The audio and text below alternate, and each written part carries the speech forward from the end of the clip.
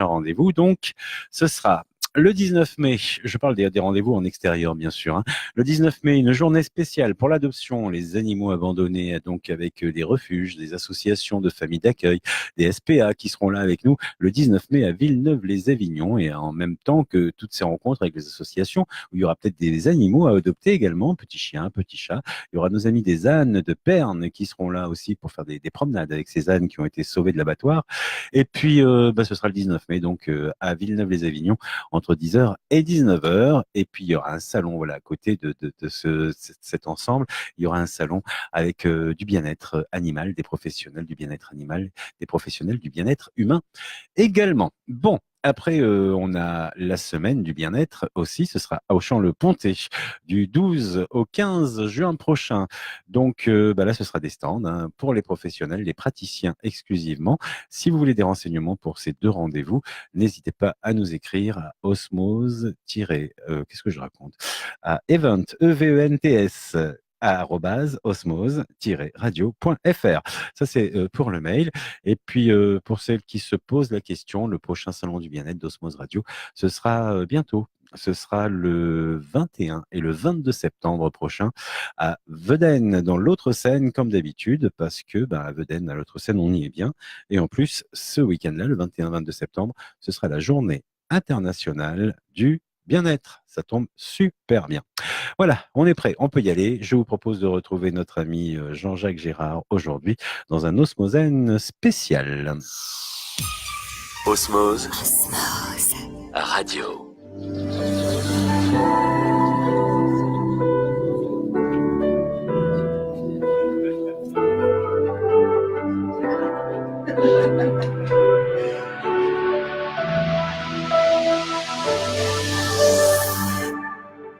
Osmosène, l'émission.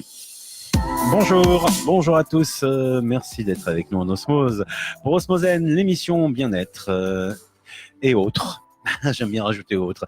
Bon, on parle un peu d'innovation des fois, puis de différentes choses. Aujourd'hui, j'ai le plaisir de retrouver notre ami Jean-Jacques Gérard. Bonjour Jean-Jacques. Bonjour.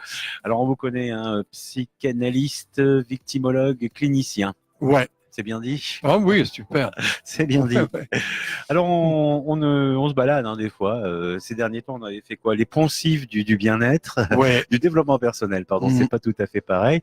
On a regardé aussi la prévention des violences. La prévention des violences. Ouais. Et puis, Et puis, il y avait accompagnement psychologique approfondi. Voilà. Et on reste dans cette voie-là aujourd'hui. Ouais. Et le titre de l'émission, j'ai bien aimé ce que vous m'avez proposé. Alors c'est pour ça que je l'ai mis sur sur Facebook. C'était quoi? Psychologie, psychanalyse, dialogue avec l'inconscient, le grand autre. C'est qui l'inconscient? C'est un grand autre en fait. C'est ça que. C'est vrai qu'on ne sait pas trop ce que c'est inconscient. Est-ce que c'est la même chose que le subconscient? Alors j'ai pris cette idée-là. On va voir tout de suite qu'on va aller dans la forêt. J'ai pris cette idée-là en reprenant en fait ce concept qui avait été évoqué par Freud. Et je pourrais dire en tout cas aujourd'hui que l'idée c'est beaucoup plus ce qui n'est pas conscient ou le non conscient que l'inconscient qui finirait, ça faisait partie de ce que Freud a appelé une de ces topiques, dans lesquelles il parle du conscient, du préconscient et de l'inconscient. Ça c'est une des topiques qu'on appelle la topique freudienne. Bon. Et en fait, nous allons parler possiblement de comment penser ce qui est en nous et qui n'est pas conscient. Voilà, c'est plutôt de ce côté-là que j'arrive, moi. C'est-à-dire, nous sommes aux prises, qu'on le sache ou pas, du reste, à la limite qu'importe. Nous sommes tous aux prises avec toutes sortes de choses. Ça va des pulsions parfois irrépressibles. On l'a vu dans les préventions des violences. Oui, j'ai on insisté a vu là-dessus. des gens qui passaient à l'acte. Toutes sortes de choses qui nous poussent à désagir, qui nous poussent à tout un tas de choses, à cet endroit où, au plus simple, nous pourrions dire, c'est du plus fort que moi qui parle, quoi. C'était plus fort que moi. Mais pas forcément le jour où on tue quelqu'un, ça oui. Mais il y a toutes sortes de choses. Donc ça parle de choses qui ne sont pas conscientes. J'étais pas conscient, ça m'a dépassé. Oui, mais ça peut être dans tous les actes de la vie. Tout à fait. Une séparation, une rencontre, un achat compulsif, on ne sait même pas pourquoi. Non, mais c'est d'abord de considérer qu'on n'est pas conscient. C'est pas seulement à l'occasion d'une connerie. D'accord. C'est qu'on est en soi pas conscient. C'est-à-dire que l'être humain la conscience d'un être humain, c'est ce qu'avait compris Freud. Il disait que c'était la partie émergée de l'iceberg. Il nous parlait pas des conneries, des loupés, etc. Bien qu'il en ait parlé un peu plus tard. Mais c'est qu'il y a en nous, on est fait de ça, c'est-à-dire de choses. On pourrait dire largement notre subjectivité dans sa globalité. Une grande partie n'est pas consciente. C'est dingue. On a l'impression d'être conscient quand même. Oui, mais on a l'impression. Moi, je veux bien, mais ça résiste plus dès qu'on arrive, en tout cas dans la clinique, du côté de la clinique, à savoir dès qu'on se penche sur la personne humaine qui arrive parce qu'effectivement ça la déborde, elle est débordée par des choses qui la dépassent. Encore là, vous voyez, débordée, dépassée. Donc consciemment, elle est dépassée, elle est débordée. Monsieur Gérard, mais je comprends pas. Je veux ça et je me retrouve là. Où je m'étais bien dit qu'il fallait pas que je fasse ça, et en même temps je l'ai fait, et boum, je me suis cassé la gueule. Enfin, il y a toutes sortes d'énoncés, il m'en vient pas là, des exemples concrets, ça viendra en cours d'émission. Mais des choses qui sont tout à fait parlantes, et ça me paraît intéressant du reste d'en avoir quand j'en ai des exemples, parce que là, les auditeurs, ils peuvent piger, quoi. Mais tout le temps. Tout le temps. Il y a tout un tas de choses, on pourrait le dire autrement. Quand on dit je marche à côté de mes pompes, mais qu'est-ce qui me fait marcher à côté de mes pompes? Mais il y a bien quelque chose qui se passe. C'est pas comme ça qu'on marche à côté de nos pompes. Il s'est passé des choses. Et bien souvent, ce qui s'est passé a des déterminants qu'il va falloir chercher, où on va les trouver dans nos histoires personnelles. Dans la vie de famille, enfin la vie de l'enfant. L'histoire de l'enfant, l'histoire du bébé, on l'évoquait précédemment, l'histoire du bébé qui est une histoire non verbale, encore que non verbale du côté du bébé. Mais il reçoit du verbal du côté de la mère ou du côté de l'environnement du père, etc. Mais lui, il ne peut pas l'exprimer. Il est l'appareil à langage du bébé, il va lui arriver à 25 mois, entre 25 et 30 mois, pour que ce soit construit, cette affaire-là. D'accord. Mais avant, il a une vie, le bébé. Il a une vie impulsive, il a une vie pulsionnelle, il a une vie sensorielle, il a une vie à plein de niveaux. Il a une vie, c'est toute une vie, la vie d'un bébé. Quand on commence à l'observer, on s'aperçoit qu'il a des besoins. Et il est hyperdépendant, par définition. Et donc, les besoins pris dans une hyperdépendance vont faire que s'il y a trop de frustration parce qu'il n'est pas assez aimé, parce qu'on voulait une fille, on a un garçon, et puis, mine de rien, on va avoir des gestes qui vont nous trahir par rapport à des désirs qui ne sont pas des désirs, enfin, tout ça. Mais on ne peut plus croire, quand on est clinicien, que tout ça n'a pas son impact. Eh oui. Ça a son impact. Et ça ressortira. L'autre jour, il me vient un patient qui, à un moment donné, a eu une expression, je ne sais plus laquelle, en cours de séance, et ça a attiré mon attention particulièrement. J'ai raisonné à cette posture ou cette attitude du patient.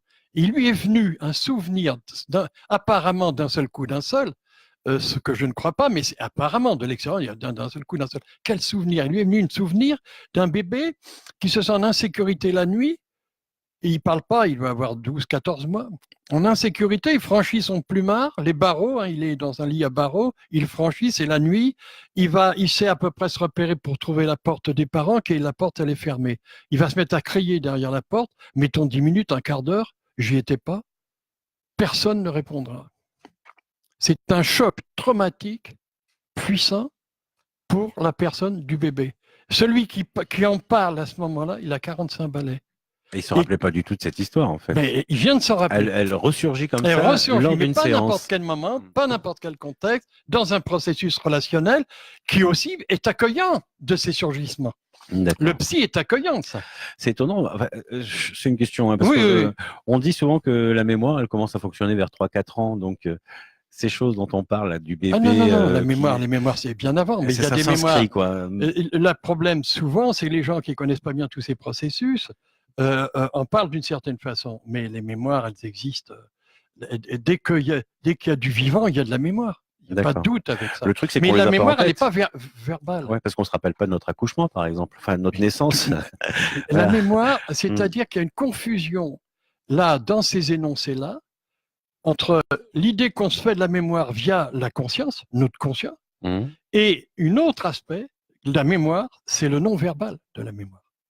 La mémoire, c'est pas que j'ai pas eu de la mémoire par rapport. Alors, 3 ans, c'est peut-être l'âge où la personne qui parle, elle a commencé à pouvoir le verbaliser. Ah oui, conscientiser, donc à en faire une image. Et verbaliser la parole, l'accès à une parole.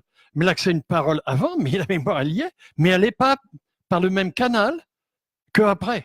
Et il y a tous ces chemins du non-verbal qui sont tout un apprentissage, y compris du côté du psy. C'est hyper intéressant. À apprendre ce non-verbal qui s'exprime. Et après, la clinique, c'est-à-dire l'expérience clinique, nous amène à y être particulièrement attentif.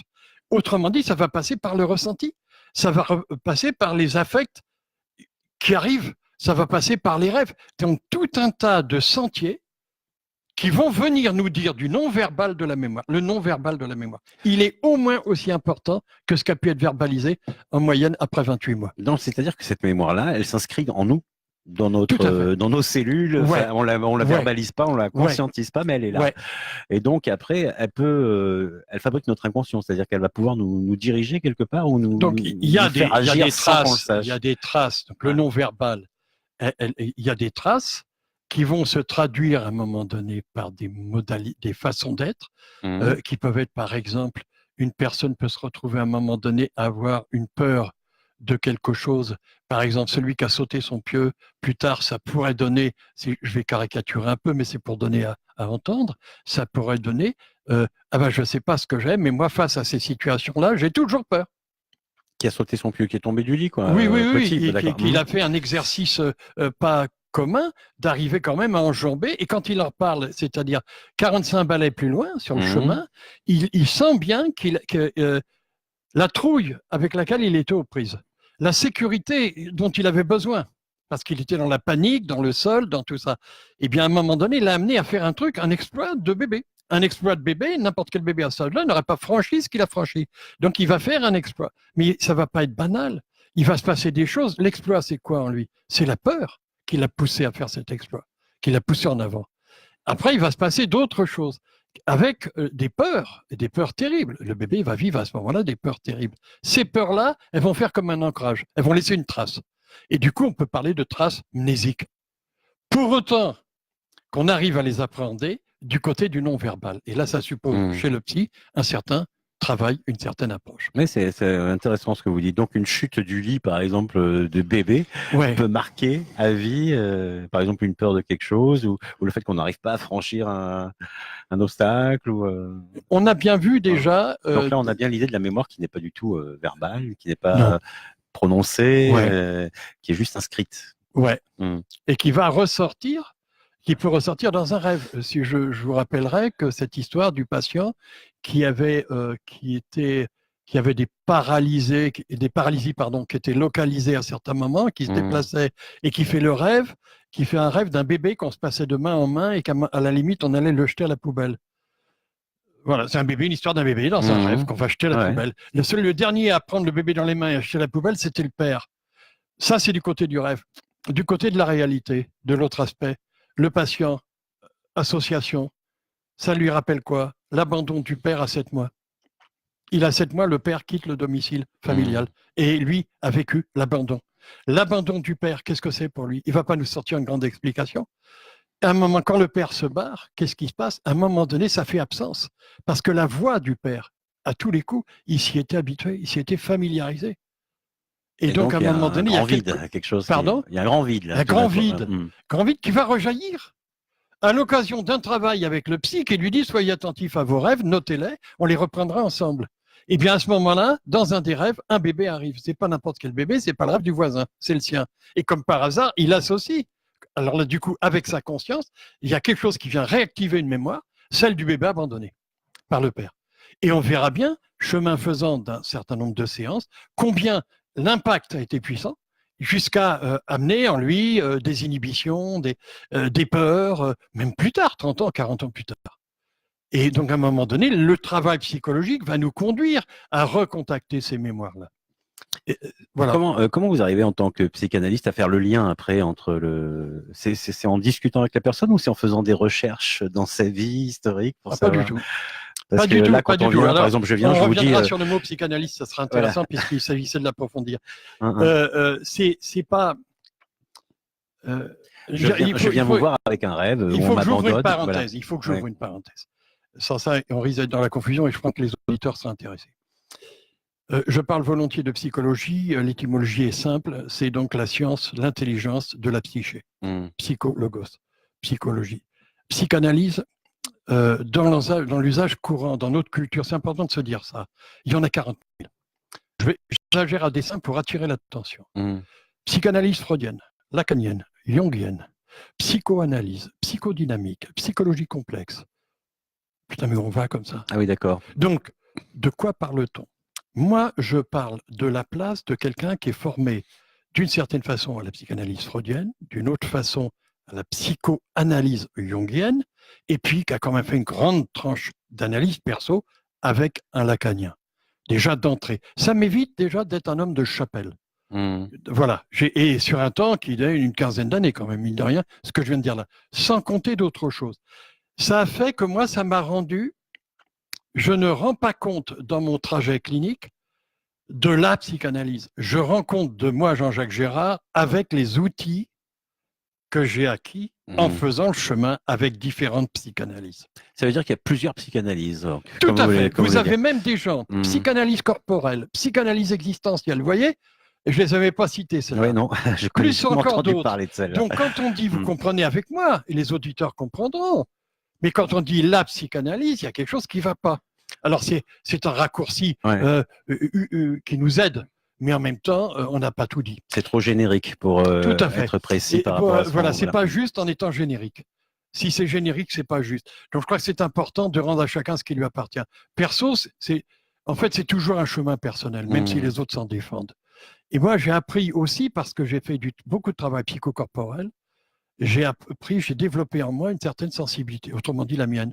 J'ai réveillé en moi, et tant mieux, un certain nombre de zones sensorielles qui fait que très vite, j'ai des auteurs comme, je les citais tout à l'heure, Dan Stern, Cyrulnik aussi, qui s'est vraiment penché superbement dans un langage qui est le sien. Il y a aussi John Bowlby aux États-Unis, dans les années 50 aux années 80. Voilà 3 pionniers du langage du bébé. Ils ont su attirer mon attention sur l'importance du langage du bébé, et alors en ce qui me concerne, du langage du bébé chez l'adulte. Et par rapport à ce dont on parle aussi, du langage du bébé qui ne peut pas être exprimé, parce que ce qui nous marque dans l'inconscient et qui fait qu'après on a des problèmes, c'est des fois cette impossibilité de s'exprimer. Alors elle ne peut pas s'exprimer, elle ne s'exprimera pas dans du verbal, entendons-nous bien. Même un patient adulte qui maîtrise relativement le verbal, à un moment donné, il va sentir, ça va être de l'ordre du plus fort que lui. Ça va se traduire quand même. Si on y est sensible, on voit bien des mimiques, une émotion particulière à laquelle consciemment le patient ne peut la rattacher à que dalle.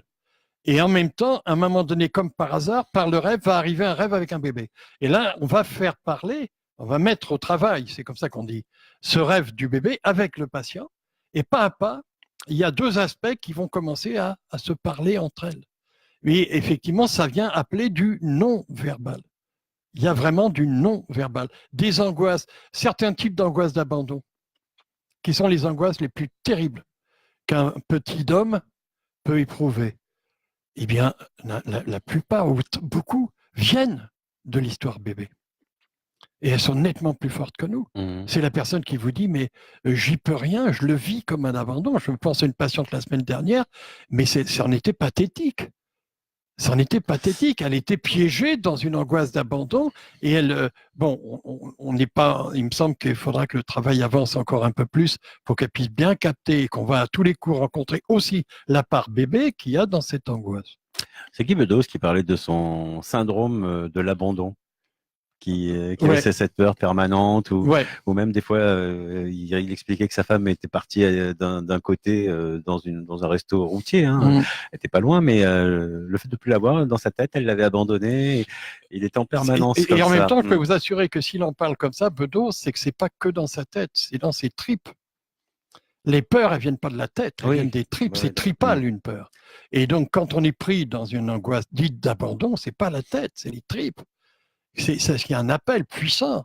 C'est vraiment, ce sont des angoisses très, très puissantes. Elle remonte aussi à une histoire dans notre enfance, petite enfance. Dans tous les cas, elles ont leur propre histoire. Elles ont leur propre histoire.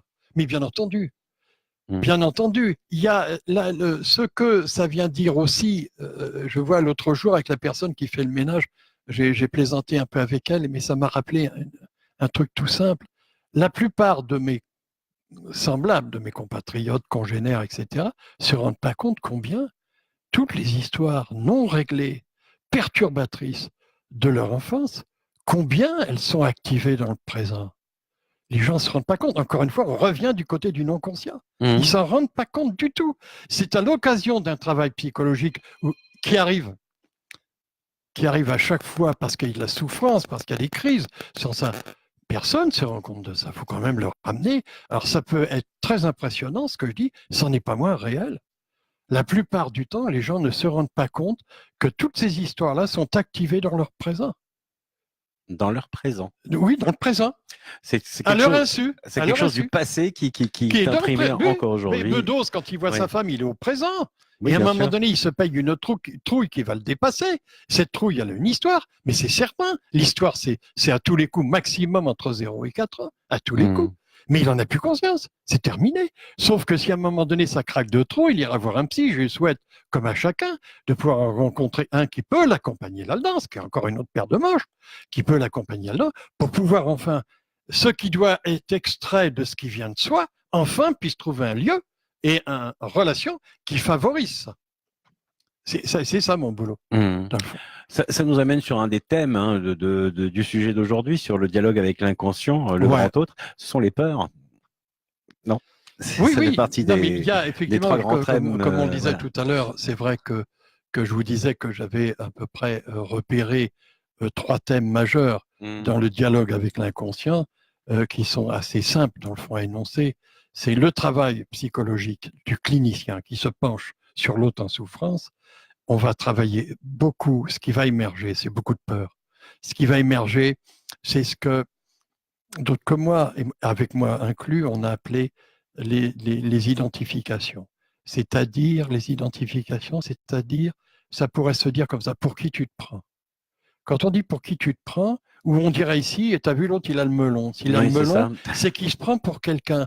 Et quand il se prend pour quelqu'un, c'est évidemment pas lui. C'est-à-dire qu'il se prend pour quelqu'un d'autre, mais il ne le sait pas. Quelqu'un qui croit au-dessus, en plus. Souvent. Voilà, mais au-dessus ou en dessous. Non, vous avez toutes sortes de... Ouais. Non, là, une personne qui se prend pour une merde, elle est identifiée à Cosette, par exemple. Ah oui, d'accord. Elle est identifiée à Cosette, mais elle ne le sait pas. C'est-à-dire que pour elle, c'est « je suis une merde ». Celui qui se prend pour un cador, c'est « je suis un cador ». Pour le psy que je suis, tout ça est révélateur de plein de choses, mais certainement pas d'une vraie identité. D'accord. Donc, ça s'appelle les identifications. Et je rajoute qu'elles sont pour la plupart pas conscientes.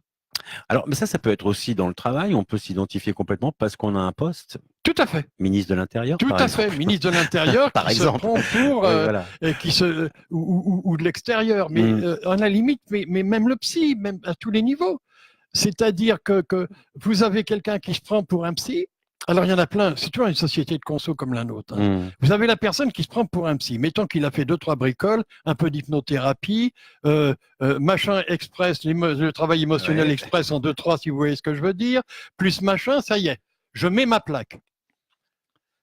C'est bon, j'ai ma plaque. Voilà. Donc, je suis un thérapeute. Je suis un thérapeute, j'ai ma plaque. Il se prend pour sa plaque.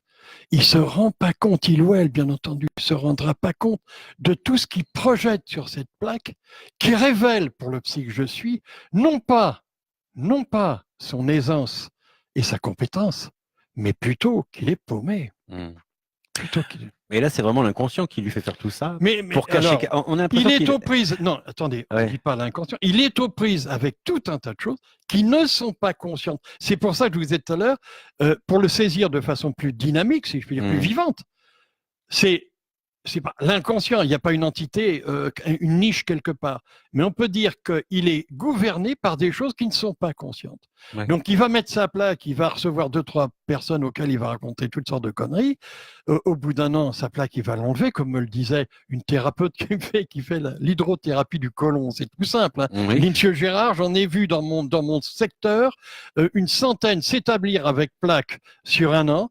Et 6 mois après, il n'en restait déjà plus que 50. Voilà de quoi on parle. Et il y en a de plus en plus. Donc, on se plaque. C'est vrai qu'on a une marée, là. Une marée. Ouais. Alors, on placarde. Et on en oubliera, bien sûr, tout un tas de choses. Pour moi, effectivement, ces gens-là sont d'abord des ignorants de la psychologie. Ils peuvent être dangereux parce que je suis complètement d'accord. S'ils s'adressent à des personnes qui sont en souffrance en prétendant avoir une plaque, dans le meilleur des cas, ça ne réglera rien. Ouais. Et dans le pire des cas, ça peut effectivement être dangereux selon la façon dont ces personnes sont prises avec ce qui, en elles, n'est pas conscient. Et selon le niveau de cette non-conscience, selon les traumatismes qu'elle-même a subis, il peut se passer des drôles de trucs, je suis bien d'accord avec vous. Alors là, l'indicateur, c'est quand la personne met beaucoup en avant sa profession ou sa plaque. On le sent au bout d'un moment. Moi, je pense que j'invite nos auditeurs, auditrices là, à vous écouter. C'est-à-dire à la fois ceux qui ont besoin de rencontrer un psy, ils ou elles le savent. Voyez-en plusieurs. N'hésitez pas à leur demander leur parcours. N'hésitez pas à leur demander la longueur du travail personnel qu'ils ont fait. Non pas au sens que le disait l'autre jour quelqu'un, je travaille sur moi parce que je pense. C'est pas suffisant. Je pense et je tourne en rond. Non. Le travail accompagné psychologiquement qu'ils ont fait, combien d'années, quel type de thérapeute, est-ce qu'ils peuvent en parler facilement? C'est toutes des questions comme ça que j'invite nos auditeurs et auditrices à poser. Quel est son parcours? A-t-il fait un travail didactique? Comment? Sur combien d'années? Est-il en supervision? Voilà 3 questions majeures. Et l'autre question qui n'en est pas une, c'est laissez-vous sentir si vous vous sentez en confiance. Voilà ce que je dis. Pardon? Laissez-vous sentir. Sentir à l'occasion des rencontres du psy. En tant que patient, par exemple. Oui, en tant que patient. Est-ce qu'on se sent en confiance? Si vous vous sentez en confiance avec ce bonhomme-là. La question qu'on se pose. Tout à fait. C'est-à-dire, même si j'entends bien qu'il est difficile de vous fier à vous, mais quand même, essayez de vous y fier un peu. Quand vous ne prenez pas de décision tout de suite, sortez de chez le psy, réfléchissez quelques jours, laissez-vous sentir si vous êtes senti suffisamment à l'aise. C'est important ce que vous dites, parce que justement, de façon non consciente, on a tendance à se dire, bah, c'est lui qui a raison. Et j'ai tort, le psy, hein. Enfin, le monsieur avec la plaque, on va voir. Donc on y va et on va abandonner. Alors si effectivement vous êtes dans ce jeu de tort et raison, c'est déjà mal barré. Parce qu'il ne s'agit pas ni de tort ni de raison. Quand on est dans tort, raison, on est dans les relations. Ouais, mais comprenez bien, quand on va voir un psy, c'est qu'on se pose plein de questions. C'est qu'on n'est pas bien. Voilà. Donc on se dit peut-être que lui a la clé. Oui, mais ce que je dis, moi, on se dit tout ce qu'on veut. Oui. J'indique simplement aux auditeurs et auditrices que si c'est possible, posez-leur des questions de cette nature-là. D'accord. Si elles ne se les posent pas, tant pis. Elles verront bien ce qui va se passer. Mais vous êtes légitimé de par votre démarche. Ce n'est pas parce que vous êtes en souffrance que vous devez être a priori moins que rien ou en dessous de tout. Pas du tout. Vous êtes en souffrance, point. Comme le dit Khalil Gibran, un bateau en dérive n'est pas un repère de brigands. Il n'est qu'un bateau en dérive. Point. Ça, j'adore. Il n'y a pas de jugement. Oui, donc c'est pas parce qu'on est en souffrance qu'on doit se taire aussi. Donc c'est ça que. Qu'on doit se taire et pas poser la question et perdre son identité. Oui, ou un petit peu de poser la question, c'est pas rien de se confier à l'autre. C'est pas rien de se confier à l'autre. J'ai besoin d'un espace de parole très sécure. J'ai besoin de sentir que l'autre est attentif. J'ai besoin de sentir que l'autre, non seulement il m'écoute, mais il peut m'entendre. Ce que je vous disais tout à l'heure. Il suffit pas d'écouter pour entendre.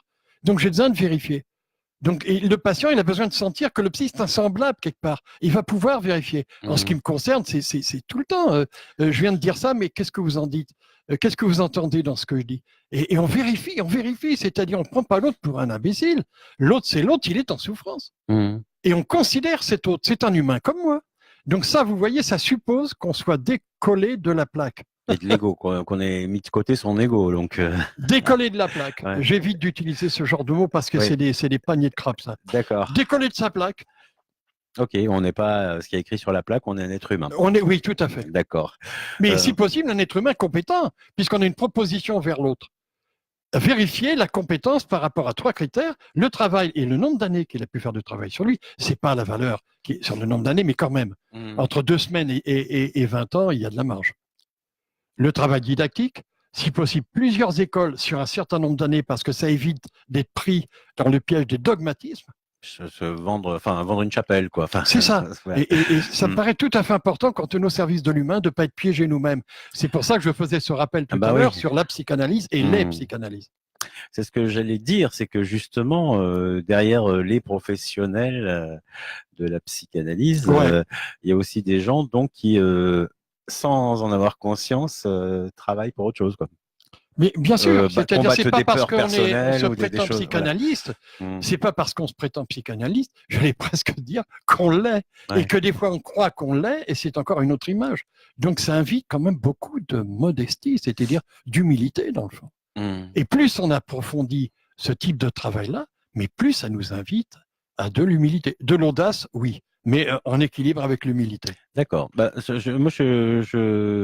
vrai qu'ils sont rares, je pense, les professionnels de la santé à qui on peut demander leur cursus et qui vous répondent sympathiquement sans se sentir agressé. Ouais. J'ai essayé chez le dentiste, ça n'a pas marché du tout.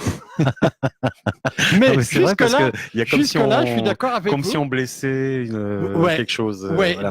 donc, comme si on mettait en doute. Mais voilà. c'est chouette ce que vous dites, ça va complètement dans le propos. Si le dentiste, je rebondis, parce que c'est vraiment un il exemple pressant. il n'est pas aux prises avec une image, ce que vous appelez l'ego, j'entends bien. Mais s'il n'est pas aux prises avec ça, il accueille votre parole. Et il doit pouvoir être libre de pouvoir vous donner des infos parce que vous êtes un patient et quelque part, en venant le voir, d'une certaine façon, vous lui faites honneur. Vous lui faites honneur et on accueille l'autre qui nous fait honneur. Il fait honneur quelque part. Et ça suppose d'être dégagé de toutes ces espèces d'images à la con. C'est un peu l'ancien monde, entre guillemets, ou un jeu de marionnettes, quoi. Je suis le docteur, je suis le pharmacien, je suis le curé du village. On joue des rôles. Mais l'idée, c'est ça. Donc, l'identification, c'est quand on se prend pour. Ouais, voilà. C'est par là qu'on est arrivé. Hein. Mais ça peut être n'importe qui, donc. Même le professionnel de santé. Ah, tout à fait. Ou du bien-être. Oui, tout à fait. D'accord. Donc, on a parlé des peurs. Ouais, les peurs et les identifications. Qui nous façonnent. Pour qui je me prends. Voilà. Et puis après, on a tout ce qui est besoin. Et là, on le voit aussi chez l'enfant très souvent. Hein. Donc, j'avais évoqué effectivement les choses. Alors, le contexte, c'est que j'ai évoqué perso les 3 mots qui me paraissent les plus importants que je vais rencontrer en permanence: relation aux peurs, relation aux identifications. Je vous en donnerai un exemple qui me paraît tout à fait intéressant, qui rassemble en 2 phrases l'esprit de ces histoires d'identification. Et puis, donc, peur, identification et le rapport à nos besoins. Les besoins. On pourrait comprendre que quand, alors là, je le situe délibérément du point de vue de la clinique, quand les personnes viennent, elles sont aux prises avec des peurs. N'importe lequel de nos auditeurs, auditrices pourrait se reconnaître là-dedans. Elles sont prises avec des peurs. Les peurs peuvent être liées aussi à pour qui elles se prennent. C'est-à-dire, quelque part, dès l'enfance, on a, comment dirais-je, on s'est moulé dans les attentes des parents, des instits, des autres, complètement extérieurs à nous. Et on a été conditionné par rapport à une idée d'image. Et donc, quelque part, tout ça, ça a complètement biaisé le rapport à nos besoins. Mais ça a d'autant plus biaisé que très souvent, on exprimait des besoins, on ne savait pas toujours les exprimer, mais mettons qu'ils n'étaient pas reçus, ces besoins, y compris les besoins de tendresse. Et bien, à un moment donné, on va bifurquer. Au nom de... Si tu es gentil, alors on va essayer de savoir ce que c'est que d'être gentil, on va se créer une image de gentillesse, et puis c'est plus tard, on entendra des gens qui vous disent « Ah mais moi je me connais, c'est parce que je suis trop gentil ». C'est vrai, on entend souvent. Je ne sais même pas de quoi il parle, mais il en parle. Trop gentil quoi? Par rapport à quoi? Et on voit bien le parfum de la morale. Si je ne suis pas gentil, c'est que je suis méchant. Donc je vais être gentil parce que si je suis méchant, je vais être rejeté. Et si je suis rejeté, je suis abandonné. On est en plein manichéisme. Oui. Bien, mal, gentil, méchant, blanc, noir. Tout à fait. Et c'est bien évidemment ce manichéisme également, et on a certainement l'occasion de le reprendre. On va retrouver à la cour d'assises. Ouais, parce qu'on le reprend, ça nous dirige complètement. Alors là, c'est vraiment l'inconscient, là aussi. Mais on est tout à fait. Parce qu'on est complètement dirigé par ça. Tout à fait. Il faut faire un effort. Et dis, maman, je suis gentil, là. Mais oui, tu es gentil, tu viens de mettre la table. Mise de table égale gentil. Bon. Et ça, au bout de 5 000, 100 000 fois, 10 000 fois. Mais même quand on regarde la télé. L'image, elle est construite. Elle est construite au détriment de quoi? Elle vient surimprimée sur les besoins qui sont sous-jacents. Mais ça veut dire aussi qu'un certain nombre de mes besoins, y compris des besoins de reconnaissance de qui je suis vraiment, ça passera pas, ça marchera pas. Autrement dit, c'est l'aliénation de soi qui va avoir la primeur. D'accord, mais là, je réfléchissais un peu à ce bien-mal. Là, je me dis, c'est vrai qu'on l'est tous dedans, parce que même quand on regarde la télé, par exemple, très bien, on se dit, celui-là, il a l'air bien, celui-là, il a l'air nul, celui-là, il n'a pas l'air bien. On est souvent dans ce jugement-là. On peut le dire comme ça, mais des fois, c'est beaucoup plus simple, parce qu'on est pris dans les images. Mais c'est des fois beaucoup plus simple de dire, celui-là, je ne le sens pas, il y a quelque chose qui ne me parle pas. C'est tout simple. Ça implique soi. Ça ne dit pas l'autre est comme ça. C'est pas du tout pareil. C'est vrai qu'on se trompe de langage, on dit. Tout à fait. Ouais, on dit c'est pas beau, alors au lieu de dire j'aime pas, on le dit souvent d'ailleurs aux enfants. Une engueulade de couple classique de chez classique. La femme dit ouais, mais moi, tu vois, quand tu m'as fait ça, moi, ça m'a blessé. Le mec, mais ça peut être l'inverse. Hein. Le mec, ouais, mais toi, je sais bien, tu es comme ça. Tu es. Ouais, c'est vrai que ça, c'est classique. Ouais. Mais c'est classique, mais terminé. Il dit pas, lui, ce que ça lui fait à lui, il s'implique pas. Donc, on est dans un truc où il n'y a pas de communication. C'est impossible. Parce que du coup, on est dans le jugement. Et ce que vous dites, ça témoigne de jugement. Mais ça témoigne aussi qu'on n'est pas amené à s'impliquer, à dire je. Voilà ce que ça me fait à moi, dans les limites qui sont que je suis qui je suis. Mais dans le thème du sujet d'aujourd'hui, c'est de façon non consciente qu'un être humain ou un homme ne va pas vouloir mettre en avant sa faiblesse et de dire oui, moi aussi, ça me fait mal. Donc, il va dire toi, tu es faible ou toi, tu es... Oui, non, mais vous entendez bien que si je suis votre raisonnement, quelque part, de façon non consciente, il s'est identifié à quelque chose de l'ordre du faible. Mais ça rencontre une image. Ça rencontre une image, puisque quelque part, depuis tout pio, on lui a dit qu'il fallait qu'il soit fort et qu'il ne pleure pas. Donc, il y a tout un tas d'associations d'idées qui sont dans son non-conscient, dont il n'est pas conscient, mais qui sont aux manettes de sa vie. C'est aux manettes, dans ses modes de comportement, dans ses attitudes. Si cette personne n'a pas un jour sur son chemin un bon cassage de gueule pour revenir à lui, alors là, il verra, il n'y a plus photo, quoi. Il ne reviendra plus à lui progressivement. Il aura besoin d'un coup de main, mais d'une façon complètement différente. Parce qu'il ne se faisait pas honneur en répondant par des espèces de clichés, des images et tout ça. Et la plupart de mes semblables sont très, très pris là-dedans. Donc, il y a tout un travail. Ce conditionnement est à la base, rien que dans le genre. Tout à fait. Tu es un garçon, tu es comme ça, tu es une fille, tu es comme ça. Oui, mais alors c'est dans notre société. Après, j'imagine que dans d'autres. Oui, mais et on le dit pas comme ça en plus. Oui, non, c'est pas dans le genre, parce que les genres sont différents de fait. Je veux dire, si on nous met à poil, on n'est pas pareil. Oui, non, mais donc on un garçon doit être comme ça. C'est ce qu'on fait avec le genre. C'est pas pareil. C'est ce qu'on fait avec le genre, c'est-à-dire des clichés. C'est-à-dire des clichés, c'est terrible. Le garçon joue aux voitures, la petite fille aux poupées. C'est ça. Donc là, on est dans les conditionnements sociaux. On est dans les conditionnements sociaux qui enferment la personne. Oui. Mais qui manipulent notre inconscient. Alors. Ouais, non. Puisqu'après, on ça va enferme la personne. La personne, elle enregistre toutes sortes de choses. Surtout bébé, et même petite, c'est là où on est le plus perméable. On n'a pas encore développé des mécanismes de protection que certains appellent des mécanismes de défense. Donc, dans tous les cas, on est agi de façon inconsciente. Les peurs, tout ça, c'est infiltré par tout un tas de peurs. C'est pour ça que je dis le mot peur est important. C'est infiltré. Je vais vous donner un exemple par rapport à l'identification. C'est une patiente qui vient voir en première rencontre et qui me dit « Je viens vous voir parce que je ne sais pas qui je suis. » Je ne sais pas qui je suis. Et moi, je lui ai répondu, ou je lui ai fait retour, mais peut-être vous allez découvrir qui vous n'êtes pas et que vous avez cru être. Ça l'a complètement scotché, ça. Elle n'avait pas pensé les choses dans ces termes-là. Et j'ajoute, chemin faisant du travail que nous pourrions faire, vous vous apercevrez que la question « qui suis-je » elle se pose même plus. Il n'y en a plus besoin. Ça veut dire sous-entendu ou entendu, vous êtes qui vous êtes, point. Il n'y a plus de qualificatif, il n'y a plus de jugement, ni en bien, ni en mal. Nous sommes qui nous sommes. Donc, c'est tout un chemin pour arriver jusque-là. C'est hyper compliqué. On est tous là-dedans, en train de se dire est-ce que je suis bien, est-ce que je suis pas bien, est-ce que j'ai une belle veste aujourd'hui, est-ce que je suis bien habillé, qu'est-ce qu'il pense de moi celui-là. Oui, non, il y en a, tant qu'ils ne sont pas en souffrance, ils y sont. Personnellement, c'est des choses qui m'ont fait souffrir, donc je les ai travaillées. Donc, évidemment, que quand moi je vous parle, je pense que je parle aussi de choses que j'incarne.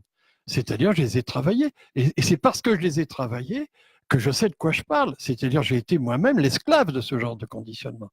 Mais on n'est pas tenu à être toute sa vie l'esclave. C'est pour ça qu'il y a des psys aussi. Parce qu'à un moment donné, on est en souffrance. Il y a une sensibilité, on se ramasse des gadins, on se trompe de partenaire de vie, toutes sortes de choses, on se trompe de boulot. On croit que le boulot, comme je le disais l'autre fois, le mot travail, qui veut dire un instrument de torture, eh ben, toute sa vie, il va falloir se faire chier, parce que c'est ça la vie. C'est ce qu'ils nous disent les plus grands ou plus petits. Ça donne pas envie, hein. Du coup, quand on a un travail qui est bien, qui nous plaît, on culpabilise ou on se pose des questions. Non, mais est-ce que c'est un vrai boulot ou pas ? On n'est pas obligé. Je peux penser que sur le lot, il y en a quelques-uns qui ont eu quand même des enfants suffisamment tendres et suffisamment bonnes Ça aboutit à quoi? Qu'ils trouvent de la sécurité petit à petit en eux-mêmes. Ça veut dire la confiance en soi, cette sécurité-là. Ils savent qu'ils peuvent compter sur eux et avec eux. Ils vont pas se choisir des boulots qui les emmerdent, hein, c'est clair. Et ils peuvent ne pas culpabiliser en faisant le boulot qui leur plaît. Oui.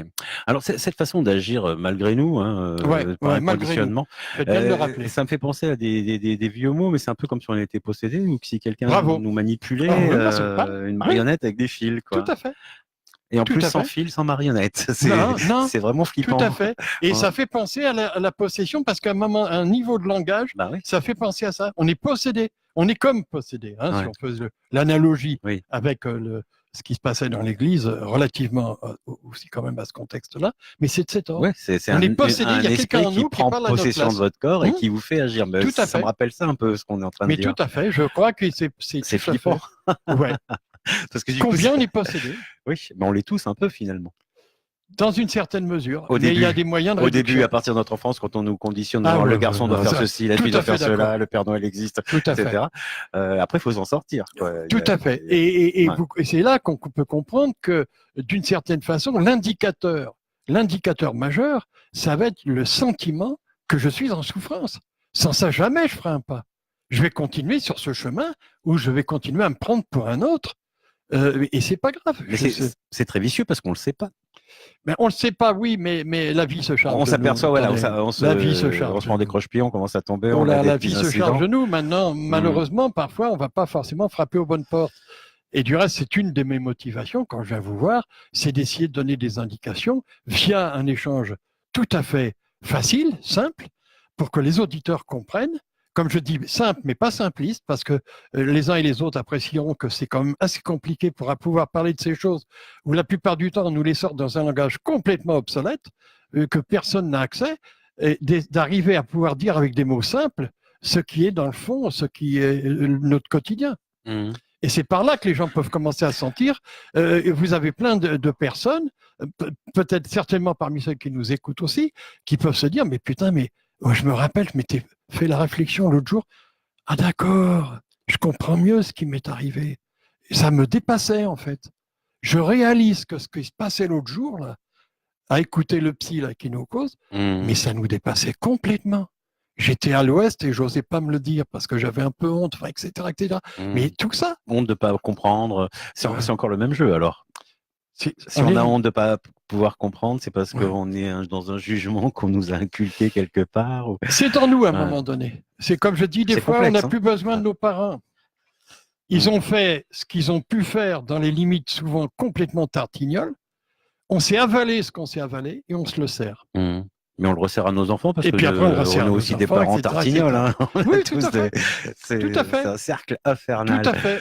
Mais j'ai quand même l'expérience et quand même d'avoir évolué à l'intérieur de ces chemins, de telle sorte aussi à avoir, d'avoir de fait un fils qui en partie est témoin, donc je suis père, il y a mon fils qui est vivant, Samuel, et que les échanges qu'on peut avoir ensemble, l'un avec l'autre, mettent en lumière ce que je vous dis, c'est-à-dire aussi les carottes ne sont pas cuites. Si plus les parents vont avoir conscience, mais il faut qu'ils se fassent aider à tous les coups, et pas par des plaqués, si je puis dire, et plus ils vont avoir conscience, plus le rapport aux enfants bouge. Moi, je ne suis pas un psy qui indique aux parents « amenez vos enfants chez le psy », pas du tout. Mais si vous voyez clair en vous, vous allez voir. Et je le vois tout le temps. Et moi, je fais le pari sur les parents, sur leur capacité de trouver en eux. Mais il y a besoin certainement souvent d'aller voir un psy. Il faut être aidé un peu. Il faut être aidé un peu. Au moins un peu. Et des fois un peu plus, et c'est OK. Mais ça a des conséquences incroyables. Parce que je vois tellement de parents en ce moment qui sont au bord du burn-out. On en parle d'ailleurs, du burn-out. Ça s'appelle l'épuisement professionnel. Ouais. Ou la dépression. Ou la dépression. Mais vous en voyez souvent aussi arriver en ce moment des parents qui sont complètement épuisés, débordés. On ne sait pas d'où ça vient. Pourquoi les parents aujourd'hui Alors, non, mais attendez.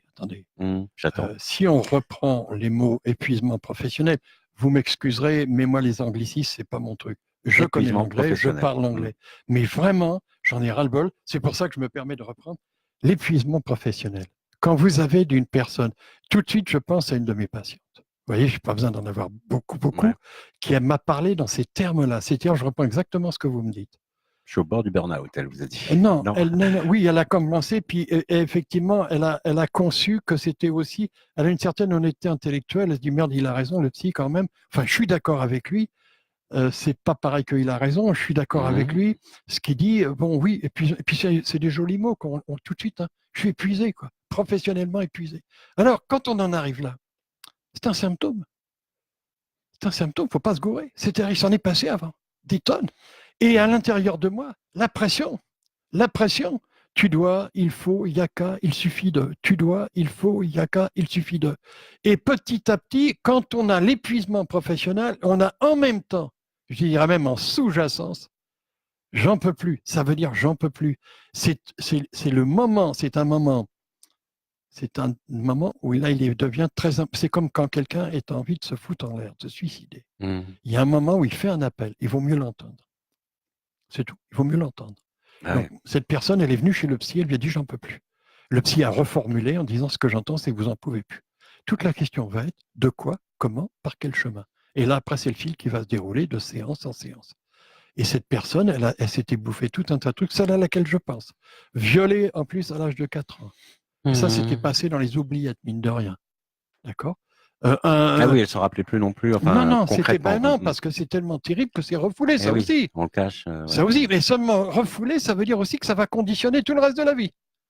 Vous avez des personnes qui redécouvrent quelque chose qu'elles avaient enfoui, croyant, et légitimement, il ne s'agit pas de les culpabiliser, croyant s'en sortir, mais on ne s'en sort pas. Mais là encore, c'est encore autre chose, je me permets au passage de le dire, c'est de trouver vraiment des psys qui sont à l'écoute de ça. Il n'y en a pas beaucoup, je le déplore. Je le déplore. Humainement, c'est très important qu'il y ait des psys qui savent. Bon, ça, c'est le côté victimologie clinique, de pouvoir bien écouter ce qui est aussi dans le non-verbal. Tiens, le non-verbal. Quand vous avez un minot, comme j'en ai connu un, à l'âge de 2 ans, son grand-père le sodomisait. Quand ça va ressortir. À l'âge de 2 ans, bah oui, c'est vrai qu'on ne peut pas le mémoriser comme ça. Eh bien, ça va ressortir dans le corps, dans des mouvements, etc., etc. Dans des peurs, dans des pulsions. Dans des identifications. C'est-à-dire, pour s'en sortir, il va essayer de se raconter un film de héros. Alors celui-là, il va être un grand héros.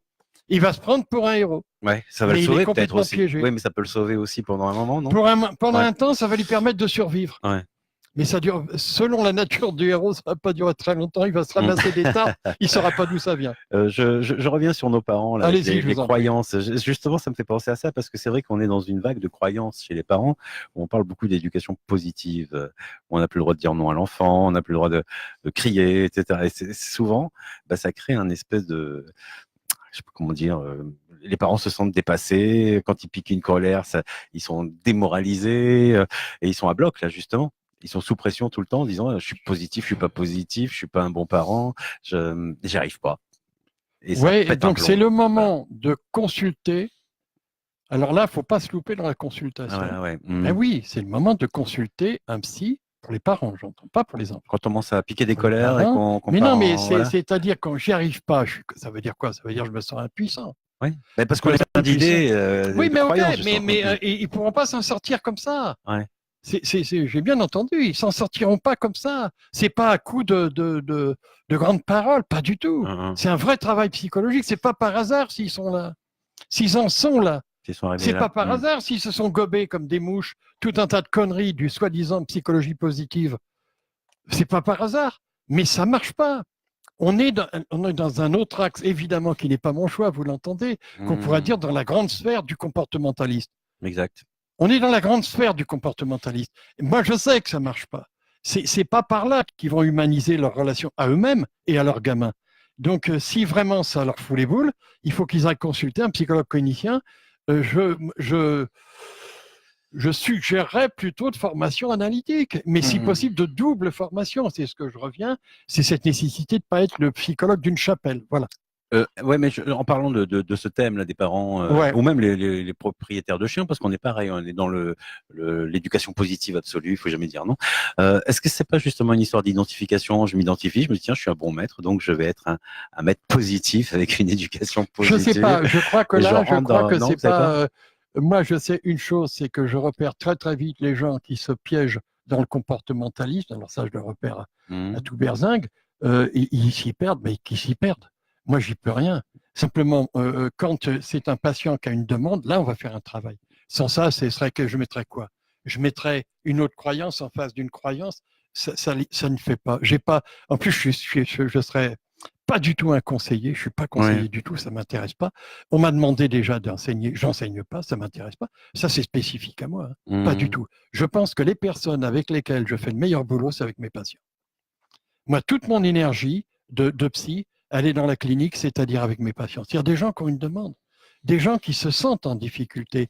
Et c'est le point de départ et qui ont un vrai désir d'un mieux-être, quelque part. Il y a les deux. Je me sens en difficulté, j'ai le désir d'un mieux-être. S'il n'y a pas ça, on ne peut pas faire grand-chose. Oui, mais des fois, on est le membre de la famille ou l'ami proche qui voit la personne piquer des crises et changer. Et il faut lui conseiller un bon psy. Il faut lui conseiller un bon psy. On peut lui dire directement, je te conseille d'aller voir. Il veut rendre service. Il dit, écoute, j'ai essayé de repérer dans mon environnement 2 ou 3 bons psys. Il me semble que là et là, j'en ai entendu parler. Tiens, va voir, va consulter. Parce que là... On n'ose pas le dire. Hein, c'est... Ah ben ouais, mais tant pis. Voilà, d'accord. Ah non, mais moi je ne suis pas sur le monoprix de la psy, pas du tout. Je sais bien, mais il y en a plein. Une qui ne va pas se dire, 2 qui ne feront pas le pas, qui ne franchiront pas la porte, qui n'appelleront pas. Mais je le sais, moi j'y peux rien. J'y peux rien. Mais en revanche, c'est un peu, et ça fait partie de mon style, quand j'ai su qu'Osmose Radio était à côté de chez moi, c'était dans ma motivation de me dire, moi je suis d'Avignon, je suis sur Avignon, non pas tant de me faire des patients, j'ai ce qu'il faut, c'est pas le problème, je suis pas clientéliste, non, mais j'ai besoin via la radio, de pouvoir donner des messages clairs aux gens, parce que je suis aussi un citoyen et je sais que mes compatriotes sont la plupart du temps dans la nébuleuse. Là, on sera d'accord. Mais j'y peux rien. Mais quelque part, on est tous. Hein, Oui, mais oui. Dans des nébuleuses. Moi, quand j'étais dans la nébuleuse, à différents moments, vous le savez de mon histoire, mais j'ai consulté. Et puis à un moment donné, j'ai pas sans arrêt trouvé des gens, j'allais dire, où ça marchait. Mais mon chemin a fait que ça a marché suffisamment pour que j'y voie clair, et au minimum sur 10, 12, 14 ans. Quoi. Alors vous-même, quand vous avez consulté des psys à une période où vous éprouviez ce besoin. Oui, mais 1980, la première psychothérapeute de formation psychologue clinicien. Il y en a que vous avez laissé de côté justement parce que vous disiez ça va pas du tout, c'est pas ce que je cherche. Et vous avez quand même persévéré à en chercher d'autres. La première psychothérapeute, oui, ça m'est arrivé une fois ça. Mais en général, je suis bien tombé parce qu'après, il y a une espèce de bouche à oreille. Puis je m'intéressais beaucoup à la psy à l'époque, même en 81. Donc, il y a eu des liens qui sont faits assez facilement et je me sentais en confiance assez facilement et ça a répondu. Voilà. Alors, ça a dû m'arriver une fois, je crois, où là, j'ai senti que là, ça ne le faisait pas. D'accord. Voilà. Mais c'est arrivé beaucoup. Mais dans ces cas-là, vous le dites? Ou vous arrêtez juste d'y aller? Dans ces cas-là, vous faites quoi? C'est pas ces cas-là, c'est dans ce cas-là, je sais pas, j'ai pas de recette. Non, mais comment vous avez réagi, vous? Ce qui est sûr, je pense qu'à ce moment-là, ce que je vais faire, je vais pas prendre de rendez-vous et je vais dire, je réfléchirai. D'accord. Parce que je vais pas encore me remettre à me demander de dire non, c'est bon. Non, mais comme tout à l'heure, vous nous conseillez de demander au psy son cursus. Oui. Voilà, je me demandais est-ce que vous aviez fait la même chose à l'époque ou alors Non, alors attendez, on va pas se mélanger les pinceaux. Non. Je dis aux auditeurs, n'hésitez pas. Je suis pas en train de prendre mon chemin pour la généralité. Ça, c'est important. Non, mais moi, je me posais la question pour savoir si vous l'aviez fait vous. Moi, mon chemin. Voilà, parce que moi, mon chemin, c'est de poser des questions.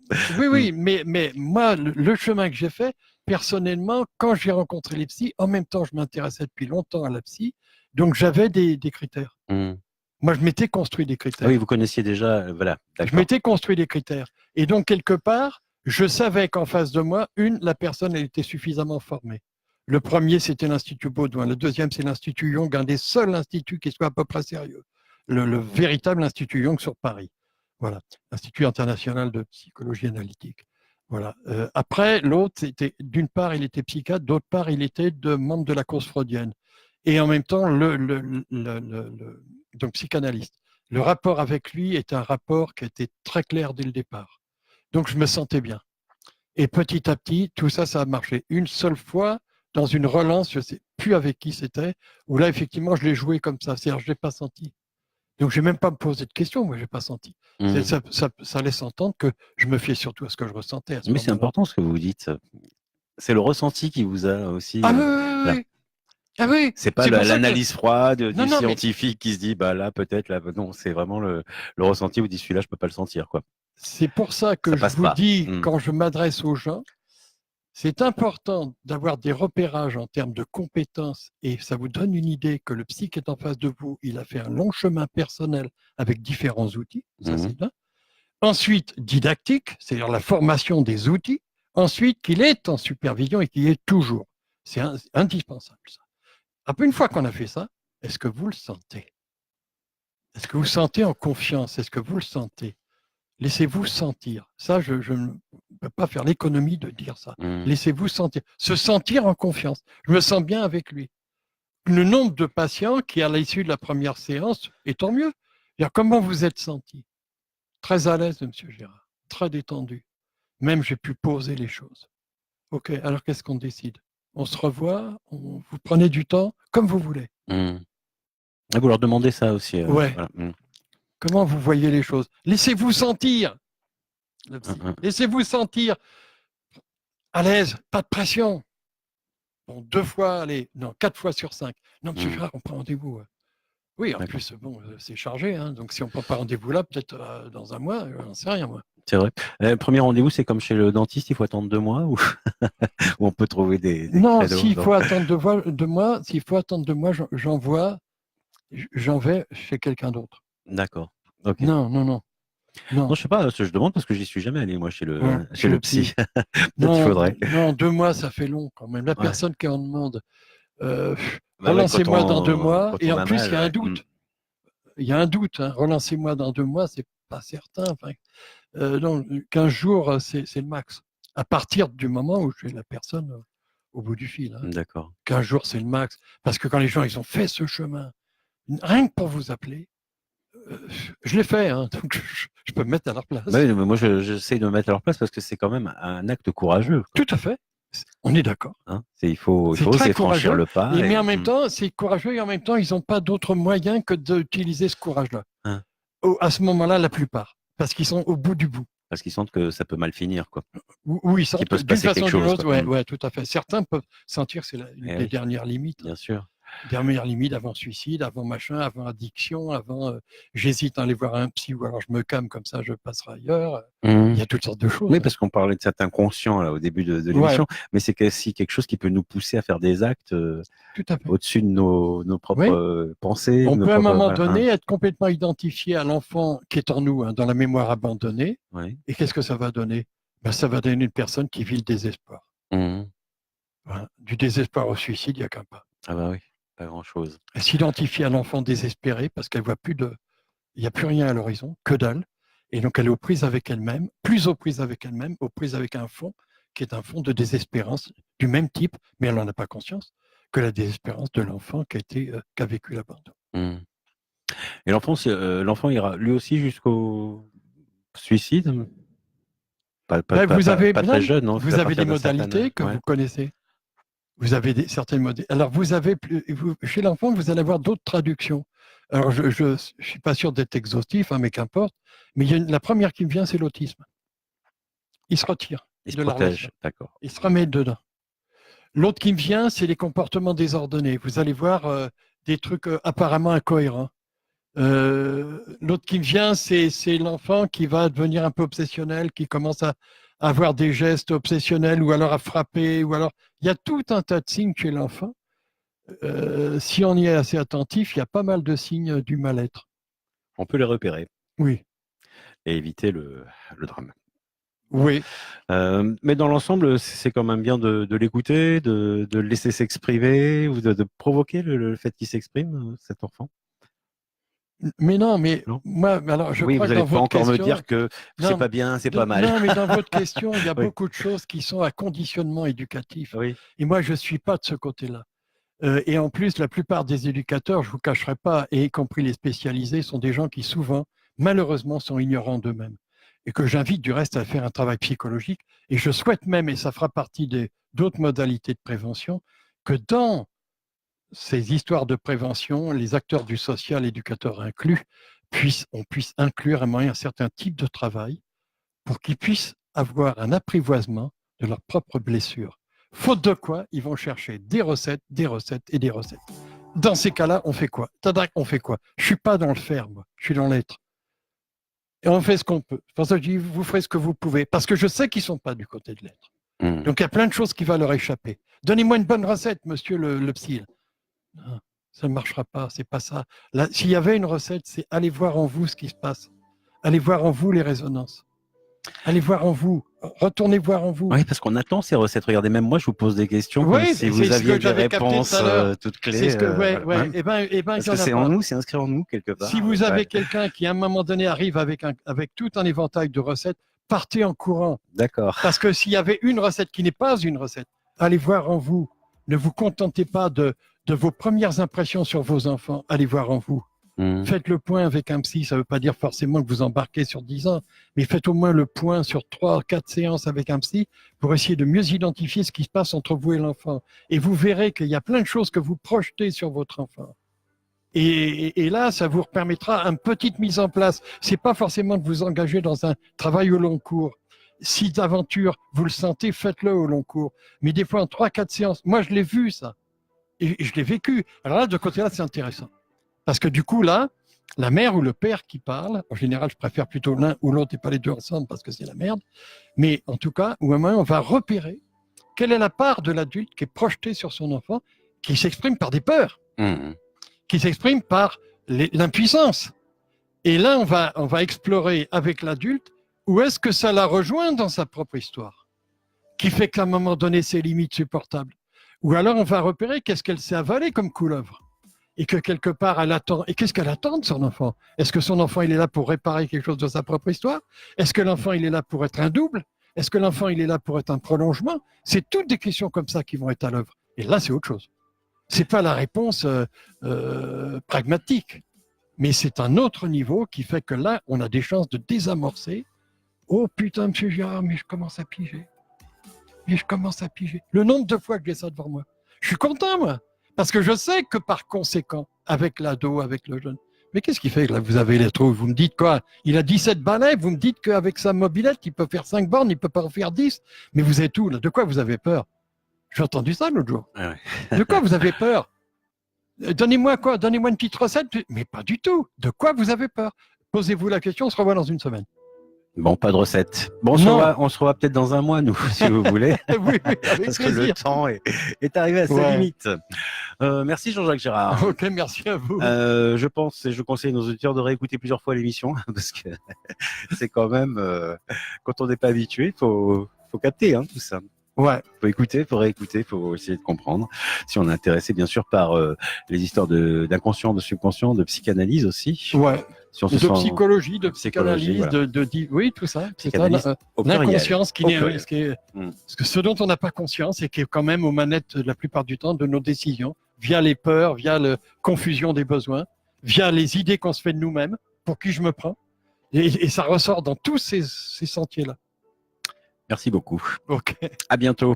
Ça marche. Merci à vous de nous avoir écoutés jusqu'au bout. C'était Osmosen, l'émission Bien-être d'Osmose Radio, en partenariat avec Rage FM, puisque vous retrouverez cette émission dimanche soir à 22h sur Rage FM Avignon 90.3. En attendant, portez-vous bien. Je vous dis à très bientôt. Dans l'après-midi,